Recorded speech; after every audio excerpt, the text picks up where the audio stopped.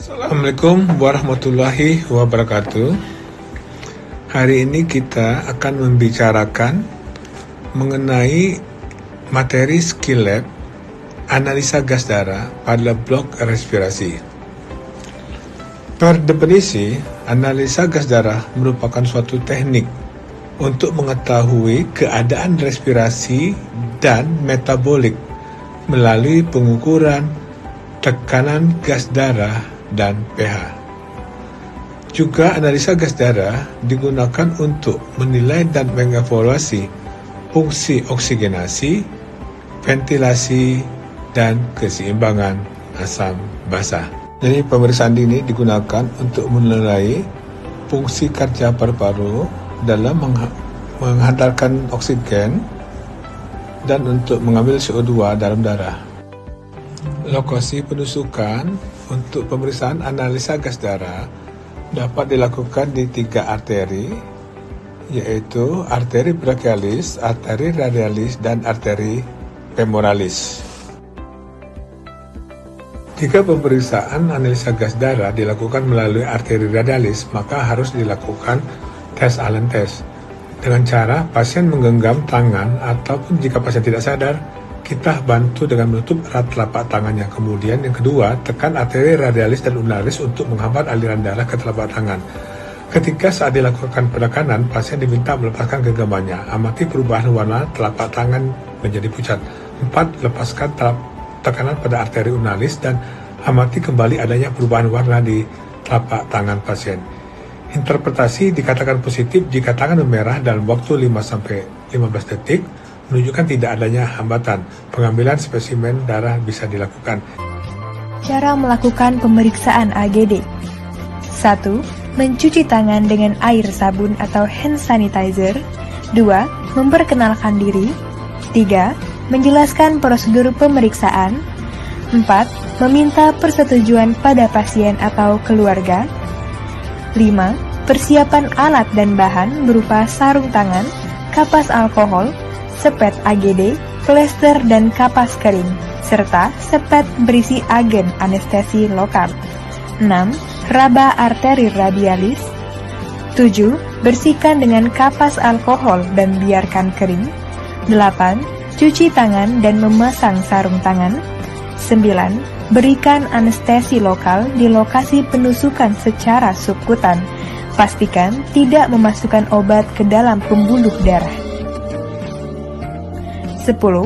Masukkan jarum dengan sudut 45 derajat dan perhatikan darah yang akan mengalir ke dalam sepet. 11. Cabut sepet dan berikan tekanan di lokasi bekas penyuntikan. 12. Lepas dan buang jarum selesai tindakan. 13. Tutup sepet, beri label nama pasien dan kirim sampel darah ke laboratorium. 14. Mengucapkan terima kasih kepada pasien dan mencuci tangan kembali. Sampel darah dapat diperiksa melalui mesin analisis gas darah di laboratorium atau dapat menggunakan alat iStat.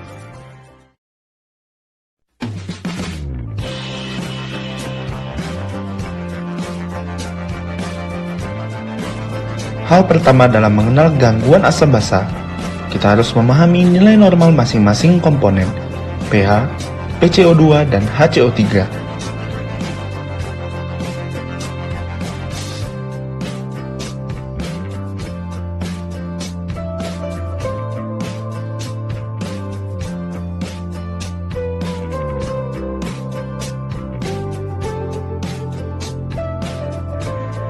Tahap 1.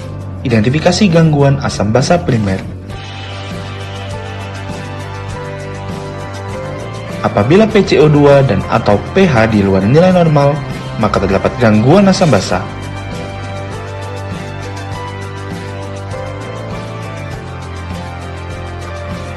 Jika PCO2 dan pH keduanya abnormal, perhatikan arah perubahannya. Jika arah perubahan ke arah yang sama, maka terdapat gangguan asam basa metabolik primer.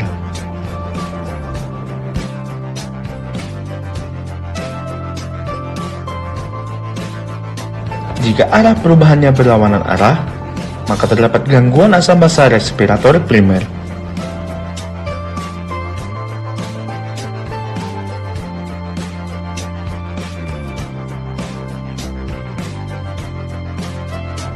Jika hanya pH atau PCO2 yang abnormal, maka terjadi gangguan asam basa, mix metabolik, dan respiratorik.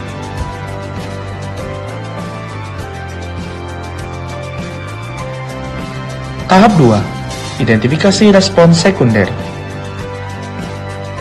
Untuk gangguan metabolik primer, jika measured PCO2 higher than expected, maka terdapat gangguan sekunder asidosis respiratorik. Untuk gangguan metabolik primer, jika measured PCO2 less than expected, maka terjadi gangguan sekunder alkalosis respiratorik.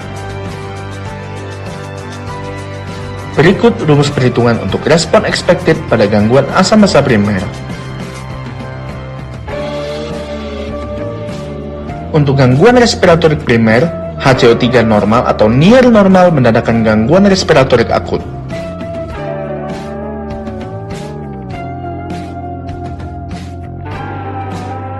Untuk gangguan respiratorik primer, hitung expected HCO3-nya.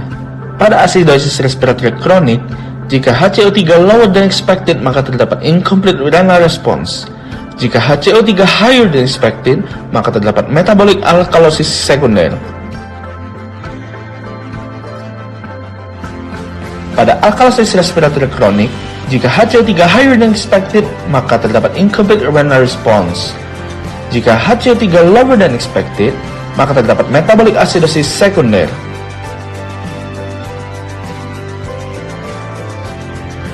Anion gap didapatkan dengan menghitung hasil dari perbedaan unmeasured anion dan unmeasured cation dengan rumus sebagai berikut. Pada perhitungan anion gap, terdapat pengaruh albumin sebagai asam lemah yang dapat mempengaruhi hasil perhitungan. Adapun rumusnya adalah sebagai berikut. Normal anion gap adalah 8-16 dan berikut penyebab dari normal anion gap dan high anion gap. Mari latihan dengan contoh soal. Perhatikan soal dan hasil AGD berikut. Selesai, mari kita analisis bersama. pH 7,25, maka arah panah perubahan ke bawah. PCO2 47 menunjukkan kenaikan dari komponen respiratorik. Maka dari itu pasien mengalami asidosis respiratorik.